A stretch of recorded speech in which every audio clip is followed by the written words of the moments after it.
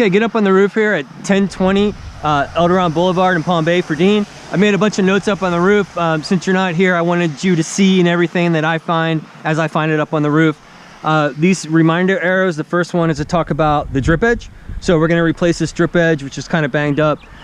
That comes with your new roof. And then the other reminder arrows talk about the gutters. You can see all the granules that have washed off the roof, landed in the gutters, as well as the gutters are in excellent shape all around the house. And I've taken a lot of photos of all the softening gutters that I'll include into your email this afternoon, just so you can see everything remotely. Gutters are in great shape.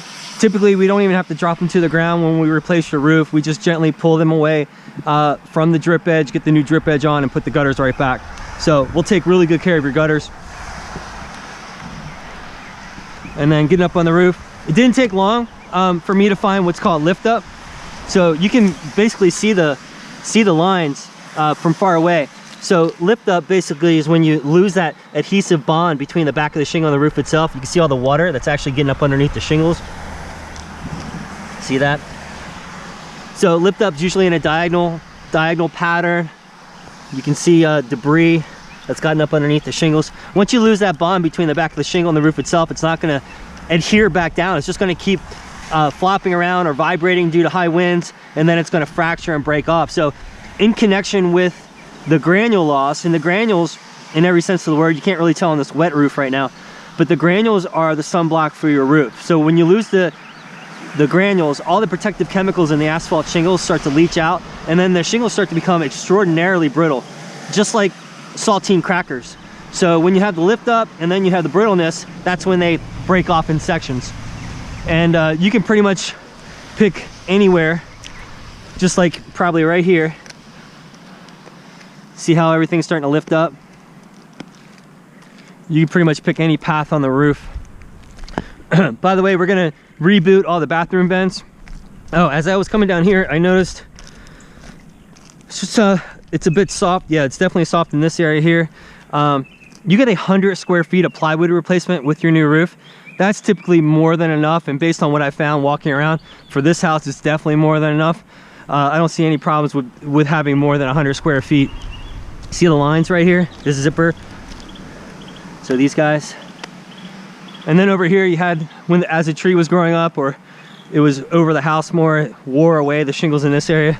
And there is some more what looks like soft wood in this area here. We're going to replace all the gooseneck style vents. We're going to reboot all the bathroom vents. We're going to reboot the power mast. I mean, all in all, I give the roof fairly high marks for the age or the condition that it's in. It's just that if you plan on selling this house, I would hate for you to have even the first super enthusiastic couple wanting to buy this house and then for the roof to flunk out on a home inspection, because nobody's going to buy a house with more than a 10-year-old roof these days. It just doesn't work out that way. We're going to replace the attic ridge vent with the low profile attic ridge vent. It has the shingle caps over top of it. Looks really good. By the way, that is your color currently. It's called Rayshon. Okay, so if you pick the same color. And please forgive my obvious metal example here, but that's not nearly as important as all the layers underneath. So imagine this with me real quick. We're going to remove all the shingles, get down to the bare plywood roof. Anything remotely bad, like we talked about back there, over here, anything remotely bad in the plywood, we're going to replace. You get 100 square feet with your roof. 2 of the building codes, upgraded hurricane codes. The first one says re-nail the plywood to the roof trusses. The code says every 6 inches. We go every 4 to 5 inches. So we're going to double, triple the number of nails holding your plywood to your roof trusses. And then probably the most important one is the waterproof barrier. So we're going to cover every inch of this bare plywood roof with what's called waterproof barrier. You probably heard of peel and stick. And then on top of that, we're going to put as a company, we only use CertainTeed Landmark Series shingles, or at least 99% of the time, unless it's a special request, because this is the thickest, heaviest shingle that you can buy for the same price as the other ones, but it's definitely the best. So we prefer to put this one on for obvious reasons. And that's it.